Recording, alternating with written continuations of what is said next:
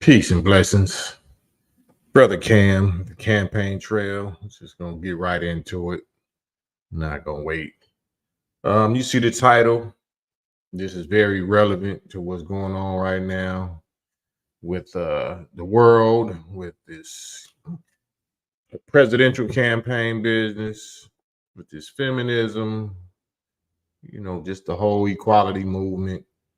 And the title for today is The Serpent slash Dragon is always after our women, our woman, our woman. When I say our, I mean the descendants of slaves, woman.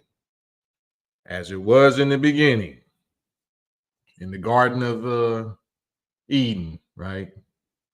With the metaphoric Eve, the so-called first woman,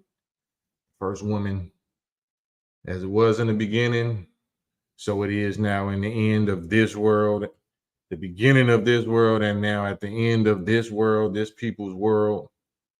Our women is the booty. Our women is the target. Our women is the thing that needs to be conquered and possessed. Because if you can get to the woman, especially if you can get to her mind, and you got her body and you got her womb. And her womb is what produces the next generation, or all the generations. So any real conqueror, any real enemy is going to make sure that they target the woman and control her mind and control her ability to reproduce and control what she reproduces. So that's what's going on right now. And as you can see, I'm not going to really play. Maybe I might play it after a few minutes. It's a little sound bite from the upper right hand corner right here. If y'all real avid movie goers, y'all know what that's from right there. And whoever controls money, whoever controls media, and whoever controls the desires or can inspire the desires in our women to make us want to be equal, make our women want to be equal with us, equal with men and what men do and what men are made to do and made for. That is the arch deceiver. If y'all know anything about the Bible, y'all see this little picture up here, right here. It's the red dragon. And I don't know what that cap is called, the little Pope cap, a mitre or a mitri or something like that, M-I-T-R-E. But if you look close, you can see what, let me see if I can pull it. I don't know if yeah. If you look close in that circle, you can see that star right there. You know what that represents? Anybody know what that represents? Anybody know that hidden connection? That undercover boss connection? That love connection, or that opposite of love connection? What is that sign a symbol of? And what is this man right here? In that circle, not the one in the upper square. The upper square is connected to the circle, and this is what we're gonna play on that. The head of your family. Did you ever get such an order directly? No, I never talked to him. I'm particularly interested in knowing, was there always a buffer involved? Right, yeah, buffer. The family had a lot of buffers. The family had a lot of buffers. So, I never talked to him directly, but if y'all know anything about this particular little, well, let me see. Damn, this scripture, this ain't it, but we're gonna kind of go through some bullet points real quick about what that has to do with our women and what that has to do with us being conquered, and why they have to focus on using their money and their media and their power and their influence on our women to desire equality with us, want them to be equal with us or greater. Check this out. this little AI overview. But in the Bible, in the beginning, as it was in the beginning, so shall it be in the end. So is it in the end. In the Bible, in the serpent, which eventually becomes a fiery red dragon at the end of the book. But the beginning of the book is a little serpent. The serpent and Eve appear in Genesis 3, where the serpent deceives Eve into eating the forbidden fruit from the tree of knowledge, the tree of the knowledge of good and evil. And then the second bullet point say that the serpent's deception. The serpent is more clever or more wise or subtle than any other animal in the field, or in the, according to the Bible. And this is all symbolic language, because we ain't talking about literal animals. We talking about characteristics of human beings that's like certain animals, like a serpent or a snake or a wolf or a skunk. So this serpent type people are more clever in evil and wickedness than any other people. And they tell our women that she won't die if she eats this forbidden fruit. So we're not talking about physical die. We're talking about mentally die and morally die. You won't die if you eat this fruit, says the serpent. Instead, you'll gain knowledge and be like God.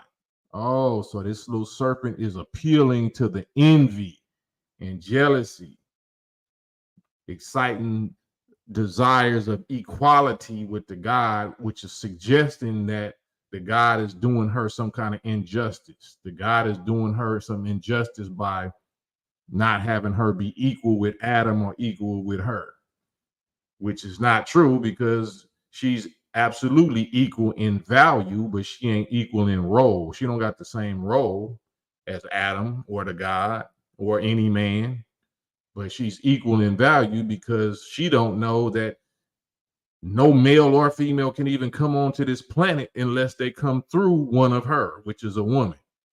But she's listening to this serpent, and he's saying, if you eat this forbidden fruit that the God instructed you not to eat, then your eyes will come open and you'll be like God, knowing the difference between good and evil.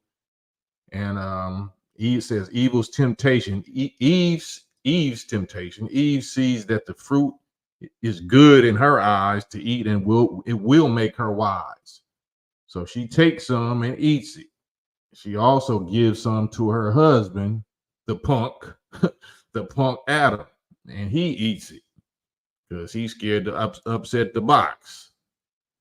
And it says the consequences. Both Eve and Adam then realize that they are naked, or that they sinned, or that they shamed, and now they're trying to cover themselves of this shame or this disobedience that they know they did, because they're seeing consequences. And then according to the book, it said God's response was this, such and such, so and so.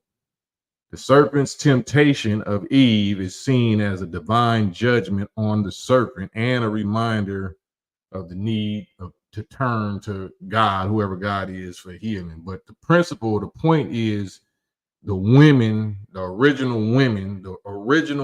women of God are vitally important to Satan. It's vitally important to the dragon, just like they vitally important to the God. They important to God and Adam and the men of God, and they important to Satan and the men and women of Satan. So it's about who can influence the women. So here we come with Kamala Imhoff, you know what I'm saying, which is related to this guy, her husband, and their works. But all of it is to lure in the our women. I'm trying not to say certain words. Trying to lure in our women. Everything is to excite and move our women, whether it's the Diddy business, whether it's R. Kelly, whether it's politics, whether it's twerking and fashion, and like I said, media, money, power, politics. Everything is geared towards our women. And geared towards our women from who? Who's targeting them? Who controls the money? Who controls the media? Who's the real boss? Who's the real dragon? You see the clothes he got on, right? That's not by no coincidence. And that's why I put Candace Owens' name, in the tag also.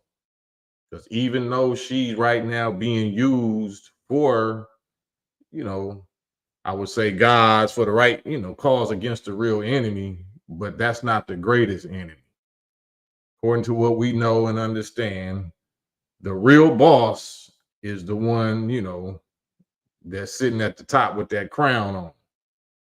That's the real boss. Now, if you claim to be from that faith and you ultimately are married to one of them, then you're going to be sacrificed soon.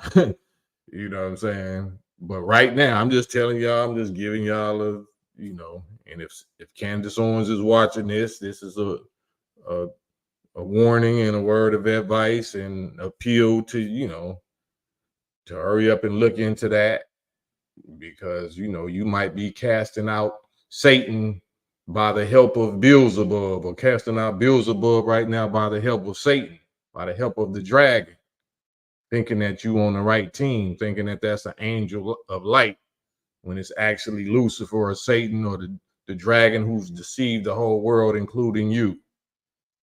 So this is kind of a brotherly reach out. It's brief. I'm just going to, that was my little alarm right there that I'm going to get off of here real quick. I'm going to come back on though, and at 7 p.m. or maybe 7:30 West Coast time, 10 or 10:30 East Coast time. But I definitely want to hear what y'all think about this so far. Hit the like, subscribe, share, notification. But let's talk about this. I'm gonna post it up right now, but then when I come back, we're gonna go deeper into it. All right, Campaign Trail Wednesday,